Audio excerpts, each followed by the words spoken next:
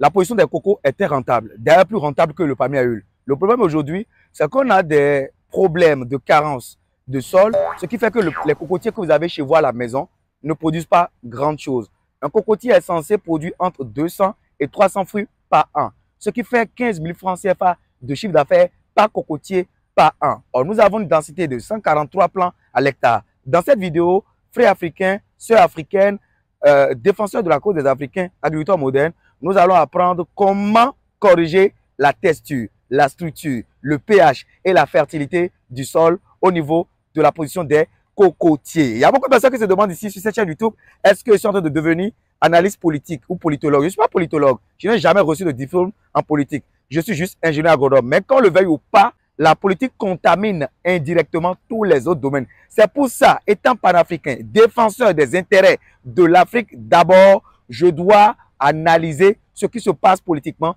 autour de moi et autour de nous tous d'ailleurs. On n'est pas en train de critiquer, on n'est pas en train de prendre des positions, mais on est juste en train de protéger nos intérêts à nous d'abord, les Africains. Comme les Occidentaux le disent, eux d'abord, maintenant c'est nous aussi nos intérêts d'abord. Restez scotchés du début jusqu'à la fin de cette vidéo. Et si vous avez envie de faire quelque chose de concret, pas seulement bavarder sur les réseaux sociaux et de dire qu'on nous a fait mal, il y a un projet d'investissement d'envergure d'un capital de départ de 520 millions de francs CFA qui va consister à construire des lodges agro-écotouristiques. Le projet s'appelle Afro Impact City, logé au Bénin, au bord du lac Tao. Restez concentrés du début jusqu'à la fin de cette vidéo. Salut les gens, moi c'est Monsieur Tadagbe Valère-Wansou, je suis ingénieur agronome praticien. Sur ma chaîne, je parle d'agriculture, je parle de développement et je parle d'investissement en Afrique. N'hésitez pas à liker la vidéo si vous pensez qu'elle va vous apporter de la valeur. Faites ceci. Allez, arrêtez, faites ça. Arrêtez tout ce que vous faites, faites ça. J'aime surtout ça. Voilà. Et si c'est la première fois que vous êtes ici, abonnez-vous. Et activez la cloche de notification pour ne plus jamais louper de pareils contenus. Et partagez la vidéo sur tous les réseaux sociaux, groupes WhatsApp et tout, sur toutes les plateformes pour faire grossir cette magnifique communauté d'agriculteurs modernes. On y va. Agriculteurs modernes, dans cette vidéo, nous allons voir le réflexe à avoir lorsque vous constatez que les feuilles de vos cocotiers commencent par jaunir. Alors, le jaunissement des feuilles de cocotier est une expression externe que l'arbre envoie pour nous avertir sur son état de santé. Alors, ce phénomène peut être purement naturel. Comme dans le cas de ce cocotier, on voit un jaunissement ici, une chlorose c'est un jaunissement comme ça. Et puis des brûlures, les feuilles commencent à mourir. Ça peut être un phénomène naturel et c'est constaté chez les cocotiers adultes. Mais quand le cocotier il est dans son jeune âge et nous sommes en saison de pluie et il pleut et le cocotier ne manque pas d'eau et que les feuilles jaunissent et ce jaunissement est constaté sur 90% de la population, il y a un problème. On y va. Alors, lorsque dans votre exploitation agricole, vous constatez qu'il y a de l'eau, que le sol est adapté à la position des cocos, parce que ici nous sommes en bordure de mer, c'est un sol sablonneux, et que le cocotier continue toujours d'avoir des feuilles jaunies ou d'avoir des feuilles jaunes, il faut avoir un premier réflexe. Et ce premier réflexe, c'est l'amendement du sol. On y va. Alors, l'amendement du sol consiste à améliorer la fertilité du sol. Et pour ce faire, dans ce cas d'espèce, il ne faut pas utiliser de fumier de vache, il ne faut pas utiliser la fiente de volaille décomposée, il ne faut pas utiliser les engrais. Pourquoi? Parce que nous sommes sur un sol sablonneux et on va d'abord chercher à améliorer la structure et la texture du sol et surtout le pH du sol, ce qu'on appelle le potentiel hydrogène. Et pour ce faire, il faut chercher la terre de nos ancêtres. Quand je parle de la terre de nos ancêtres, c'est la première couche du sol, la terre végétale, qu'on appelle également le terreau. Cette terre végétale se retrouve généralement dans les forêts. C'est la première couche noirâtre que vous voyez après les feuilles mortes dans une forêt. Et vous pouvez créer cette terre végétale artificiellement en associant 70% de terre qu'on retrouve dans les champs, 10% de fientes de volaille décomposées, 10% de sable fin et 10% voilà, de touteau de Nîmes ou bien de vieilles cendres. Si vous n'avez pas ça, vous allez dans une forêt vierge pour collecter la terre. Alors, salut agriculteurs modernes. Pour ceux qui ne me connaissent pas, je suis Monsieur Tadagbe Valère-Wansou, ingénieur agronome, praticien, entrepreneur, multi-investisseur. Sur ma chaîne, je parle d'agriculture, je parle de développement, je parle d'investissement en Afrique, je parle des intérêts de l'Afrique. Et en parlant d'investissement, vous avez le projet Afro Impact City qui est déjà lancé, qui est un complexe agro-éco-touristique qui sera localisé au bord du lac Toho. Le lac Toho est une région magnifique, paradisiaque au Bénin. Et les projets, voilà, hôteliers basés sur l'eau sont historiquement toujours rentables et ont toujours de la popularité auprès des touristes. Si vous avez envie d'en savoir plus, attendez la démonstration dans cette vidéo et je vous laisse à la fin de la vidéo toute la description du projet du début jusqu'à la fin et comment souscrire à ce projet. Restez concentrés, on y va. Alors les gens, pour améliorer la texture du sol, il faut creuser.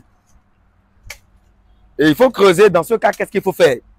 Il faut d'abord chercher à prendre entre le tronc de l'arbre et le cercle circulaire qu'on va creuser, la tranchée qu'on va creuser tout autour du cocotier. Il faut observer un rayon de 50 cm. Donc de là à là, ça doit faire 50 cm. Et on creuse un caniveau circulaire tout autour du cocotier. Alors, en voulant creuser, on commence par tomber nez à nez avec les racines du cocotier. Donc, du coup, on va verser maintenant une brouette de terre végétale dans cette trou-là. Donc, c'est ce qu'on va faire. On va déverser une brouette de terre végétale. Filmez la terre végétale, je vais le montrer. Voilà, donc ici, vous avez la terre végétale. Donc, on a déjà chargé la charrette, donc une charrette de terre végétale. Alors, quand il finit de faire ça, vu que on veut réellement régler un problème, on doit avoir des indicateurs. Ça veut dire, toutes les feuilles qui ont la chlorose, on doit les éradiquer. C'est-à-dire, toutes les feuilles qui sont jaunes, on doit les enlever. Alors, dans le cas de ce cocotier, vous n'avez pas suffisamment de feuilles jaunes. Ce cocotier se comporte plus ou moins bien. À voir même la floraison, ça se passe bien. Mais ce début de maturité précoce en dit long sur l'état de santé de ce cocotier. Ce n'est pas normal de voir déjà des traces, voilà, de maturité dans un fruit qui n'est même pas encore mature. Si je m'en regarde, je vais couper le fruit, vous allez voir. Donc, voilà, je coupe le fruit en deux. Regardez, il n'y a rien à l'intérieur de ce fruit. Donc, l'arbre, il est vraiment malade. Ce n'est pas normal d'avoir des fruits qui deviennent matures alors qu'ils ne sont pas matures. Et donc, on va creuser cette tranchée circulaire autour du cocotier et on va réaliser ce qu'on appelle l'habillage. L'habillage consiste à éradiquer les branches potentiellement touchées. Voilà.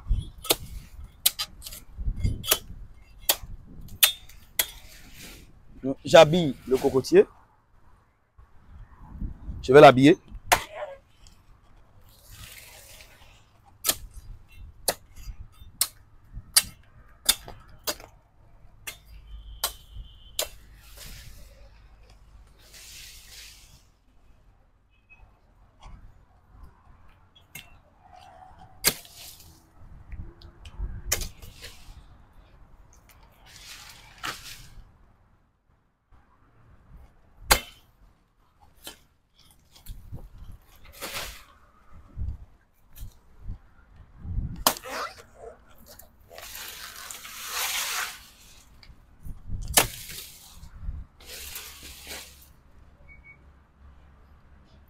Donc, agriculteur moderne, j'ai fini d'habiller ce cocotier-là. Et donc, je vais déverser la terre végétale.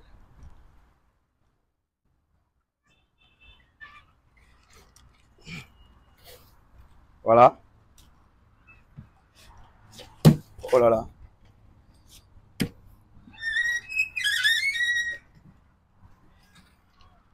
Donnez-moi une roue, s'il vous plaît. Donc, le collaborateur va commencer par drainer la terre végétale dans le trou pour fermer le trou avec la terre végétale. Il va drainer cette terre végétale tout autour du cocotier.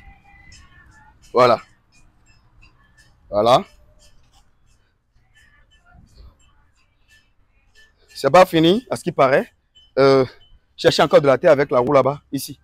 Prenez cette terre-là, le reste de cette terre, et mettez à l'intérieur. Donc, première opération, on va chercher à améliorer la texture la structure du sol et corriger le pH du sol. Quand on fait ça, on patiente 6 mois pour voir s'il y aura du changement au niveau, voilà, de l'oupier du cocotier, c'est-à-dire la partie aérienne de ce cocotier-là. Et si on remarque un changement, contrairement à ce cocotier qui est attaqué, qu'on va traiter tout à l'heure, ce cocotier-là qui est correctement attaqué, qui est touché par le manque de fertilité, d'accord, on va tout simplement, voilà, dire ouais, l'opération, elle a marché. Et une fois tous les 2 ans, on doit apporter du sel. Pourquoi du sel? Je vous ai laissé la vidéo quelque part ici ou quelque part ici parce que le sel permet au cocotier de donner de très gros fruits. J'ai déjà réalisé une vidéo là-dessus et comment on applique le sel pour le cocotier, je vous l'ai déjà dit. 1 kg de sel par pied de cocotier, vraiment c'est très bon pour les cocotiers. C'est le sel de cuisine, le chlorure de sodium. Donc on a fini avec cette opération, passez-moi là-haut. Alors quand on finit ça, si on est dans des sols, sur des sols qui ont un potentiel d'érosion élevé, il faut maintenant, voilà, faire monter la terre qu'on a creusée tout autour du cocotier. Il faut la faire monter. Cette terre-là qu'on a creusée tout autour du cocotier. Il faut la faire monter. Voilà. Il faut la faire monter.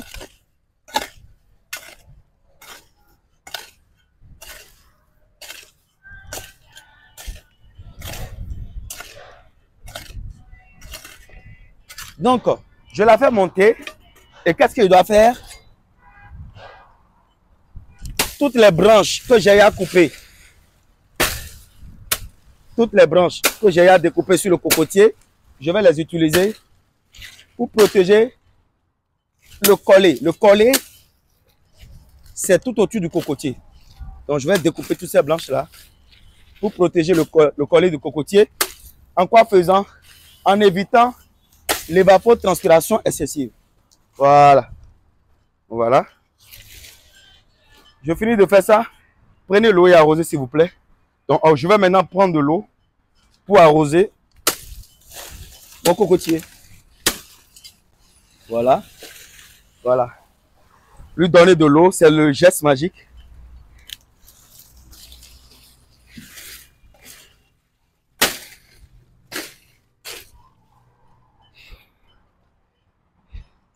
Et donc, agriculteur moderne, je viens de relancer ce cocotier.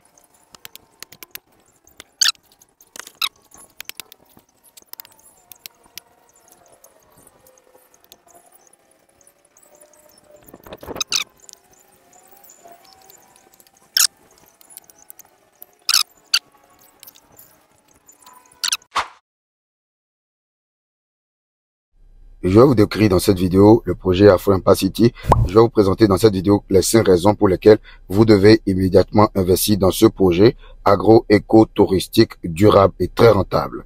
Les 5 raisons pour lesquelles vous devez investir dans ce projet sont un potentiel touristique élevé, un flux de revenus diversifié, la croissance rapide, une durabilité et un respect de l'environnement et en 5e position, opportunité de partenariat et d'expansion. Nous allons commencer par le potentiel touristique élevé. Afro Impact City est idéalement situé au bord du lac Tahoe, offrant ainsi un attrait touristique naturellement captivant. Les sites touristiques basés sur l'eau ont toujours été populaires, attirant un flux constant de visiteurs en quête de détente, d'activités nautiques et d'expériences récréatives.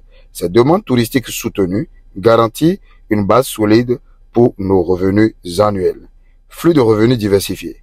Notre projet repose sur une approche agro-écotouristique innovante, ce qui signifie que nous combinons plusieurs sources de revenus.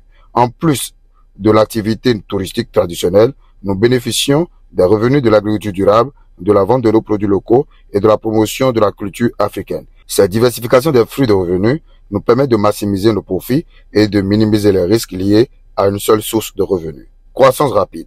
Les projections financières sont extrêmement prometteuses. Selon les estimations, Afro Impact City devrait générer 150 millions de francs CFA par an au cours des 2 premières années. Cependant, grâce à notre stratégie de développement agressif et à l'augmentation prévue de la popularité du projet, nous anticipons une augmentation significative de nos revenus atteignant 450 millions de francs CFA par an après les 2 premières années. Cette croissance rapide et durable est une opportunité rare d'obtenir un retour sur investissement élevé à court et long terme. Durabilité et respect de l'environnement. Le monde d'aujourd'hui exige une responsabilité environnementale accrue. Afro Impact City répond à ce besoin en adoptant des pratiques agricoles durables et promouvant la protection de l'environnement. Cette approche respectueuse de l'environnement est non seulement bénéfique pour notre planète, mais elle attire également de plus en plus de touristes soucieux de l'écologie qui sont prêts à payer davantage pour des destinations respectueuses de l'environnement. Opportunités de partenariat et d'expansion. Afro Impact City offre également de nombreuses opportunités de partenariats commerciaux et de croissance future.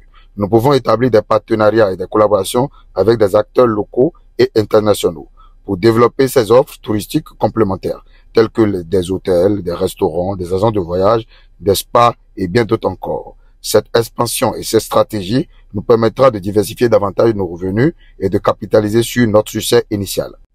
En conclusion, Afro Impact City est un projet agroécotouristique extrêmement promoteur qui promet d'être rentable dès les premières années. Notre complexe agroécotouristique est composé de 24 bungalows, un palais au bord de l'eau, un bateau de luxe pour des virées sur le lac Toho, une grande piscine publique qui répond aux normes internationales, un grand restaurant public, d'une ferme intégrée qui fait la production animale, la production végétale, la transformation agroalimentaire et la formation. Le tout sur 2 hectares au bord du lac Toho, en République du Bénin. Le Bénin est un pays sûr et sécurisé pour investir en Afrique. Avec des revenus estimés à 150 millions de francs CFA par an dans les 2 premières années et une projection de 450 millions de francs CFA par an.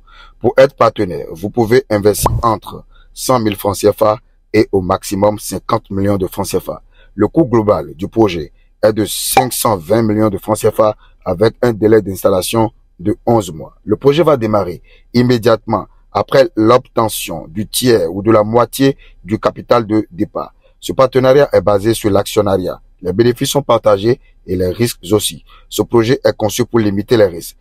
Les actionnaires prendront connaissance dans un premier temps d'une convention à remplir et à signer et après d'un contrat signé devant notaire. Pour limiter les honoraires de notaire, nous allons former des groupes de 10 ou de 20 pour signer des conventions ensemble et après aller signer devant notaire. Ce projet n'est pas raciste et xénophobe et accepte l'investissement de tout le monde. Vous pouvez être blanc, vous pouvez être noir, vous pouvez souscrire à ce projet. Pour nous contacter, c'est le plus 229 41 23 428 25. Je répète, le plus 229 41 23 428 25. Encore une fois, le plus 229 41 23 428 25. IR Tarabe Valère Ransou, ingénieur agronome praticien, entrepreneur et multi-investisseur. Merci de m'avoir suivi du début jusqu'à la fin et nous vous attendons de l'autre côté pour la révélation de l'Afrique. L'Afrique doit se développer par des investissements massifs dans tous les secteurs rentables économiquement. Ne laissons pas ce marché aux entreprises étrangères. C'est un cabinet de conseil et d'assistance juridique qui gère le contrat et son enregistrement dans les livres de l'État représenté par Maître Arazo. N'hésitez pas à liker la vidéo si elle vous a apporté de la valeur. Et si c'est la première fois que vous venez de nous découvrir, abonnez-vous, activez la cloche de notification pour ne plus jamais louper de pareils contenus et partagez la vidéo sur tous les réseaux sociaux pour faire grossir cette magnifique communauté.